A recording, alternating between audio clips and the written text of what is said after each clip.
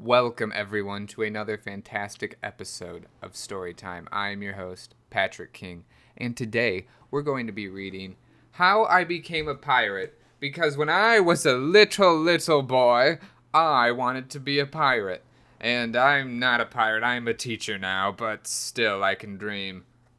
So this is how I became a pirate. Pirates have green teeth. When they have any teeth at all. I know about pirates because one day when I was at the beach building a sandcastle and minding my own business, a pirate ship sailed into view. I knew what it was because its flag had a skull and crossbones on it, and because I could hear the pirates singing, "Hey ho, blow the man down." They were a little off key. I tried to tell Dad, but he was busy setting up the beach umbrella. I tried to tell Mom, but she was busy slathering my baby sister with sunblock. So I went back to my sandcastle, but I kept an eye on the pirates. By then they were rowing to shore. When they landed, the head pirate climbed out of the boat and yelled, "Ahoy there, matey! Be this the Spanish Main?" "No," I said. "This is North Beach." "Shiver me timbers," the pirate said. "We must have taken a wrong turn at Bora Bora." He walked around my sandcastle. He looked at the moat, then yelled back to his crew, "He's a digger. He isn't a good one to boot." "A good one to boot," the others agreed. "What be your name, matey?" the head pirate asked. "Jeremy Jacob, sir," I told them. "Well, Jeremy Jacob," he said, "you're looking at Braidbeard and his crew. We've been needing a digger like yourself. We've a chest of treasure to bury." "Aye, treasure!" the others shouted. "You're coming with us," Braidbeard told me. "I don't think Mom and Dad would mind, as long as I got back in time for soccer practice the next day." That's how I became a pirate. As soon as we were on board, Braidbeard showed me the chest of gold and jewels. "Gotta find a safe place for this here treasure. It's high time we were off," he announced. "We're off!" we all shouted, and then we set sail. There was plenty to do on board. The pirates taught me to sing sea shanties, the louder the better, and to say real pirate stuff like landlubber and scurvy dog. By dinner time, I could speak pirate perfectly. I also learned pirate manners. Braidbeard pounded his fist on the table and yelled, "Down the hatch, m'ladies!" "Down the hatch!" we all shouted. Braidbeard gulped his food down and said, "Hand over the meat." "The meat!" we all roared. Nobody told us to finish our spinach, there wasn't any, or to chew up our carrots, they weren't allowed on board. We talked with our mouths full and nobody said please or thank you. After dinner, I tried to teach the pirates to play soccer. Braidbeard kicked the ball and yelled, "Arrrrrrrr! Soccer!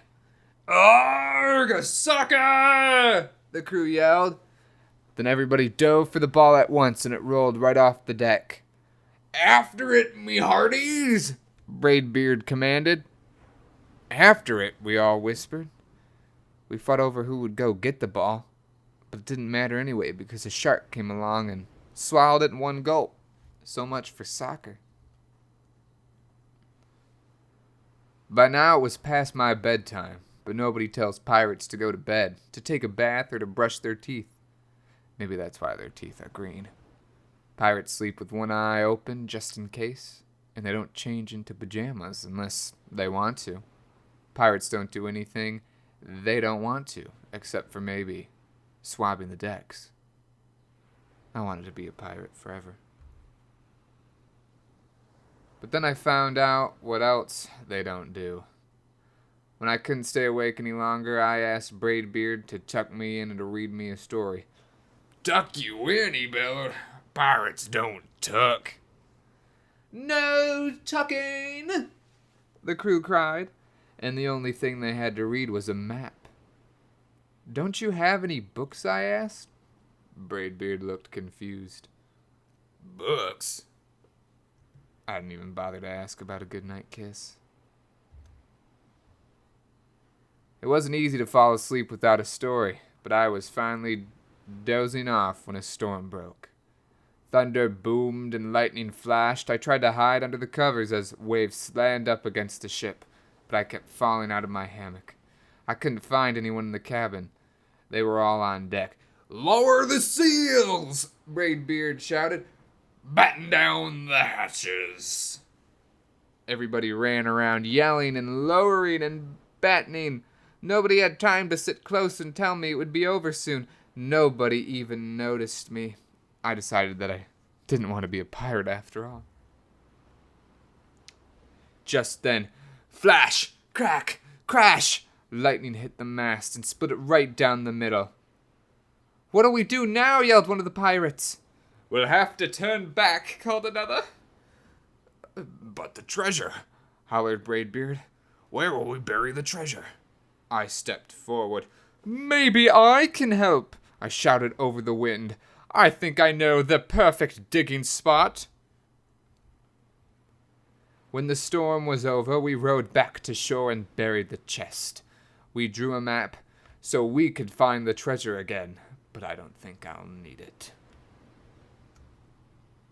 After the pirates repaired the ship and got ready to set sail, before they left, Braidbeard handed me a flag and said, You make a fine pirate, Jeremy Jacob. Guard that treasure well. We'll be back to get it soon enough. Soon enough, the crew repeated. And if you ever need us, Braidbeard added, just run the Jolly Roger up yonder pole. Up yonder pole, the others shouted, and maybe I will, but not today. I have soccer practice. Thank you all for watching and listening to this episode of Storytime. I hope you enjoyed being a pirate.